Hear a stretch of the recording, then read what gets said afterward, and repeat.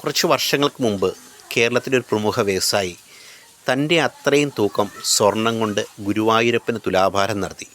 അന്നൊരു വലിയൊരു വാർത്തയായിരുന്നു. അന്ന് ആളുകളൊക്കെ പറഞ്ഞു, ആ പൈസ വല്ല പാവങ്ങൾക്കും കൊടുത്താൽ ഇദ്ദേഹത്തിന് എന്തായിരുന്നു, ഗുരുവായൂരപ്പൻ ദേവസ്വം ബോർഡിന് കൊടുത്താൽ എന്താകുമെന്ന് ഒക്കെ പറഞ്ഞ ഒരുപാട് പേര് നമ്മുടെ നാട്ടിലുണ്ടായിരുന്നു.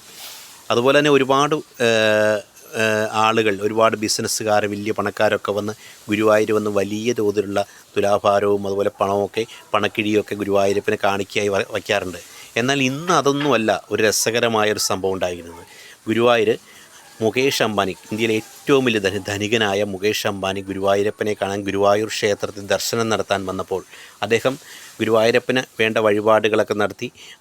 അതുപോലെ തന്നെ നെയ്വിളക്ക് നടത്തി. 25 പേർക്കോളം അദ്ദേഹം നെയ്വിളക്ക് നടത്തി.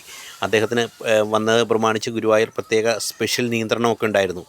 അദ്ദേഹം അതിനെല്ലാം ശേഷം അദ്ദേഹം ചെയ്തതെന്ന് പറഞ്ഞാൽ, ഗുരുവായൂർ ദേവസ്വത്തിൻ്റെ മൾട്ടി സ്പെഷ്യാലിറ്റി ഹോസ്പിറ്റലിന് വേണ്ടി ആദ്യ ഗഡുവായി 15 കോടി രൂപ മുകേഷ് അംബാനി സംഭാവന നൽകിയെന്നുള്ളതാണ്.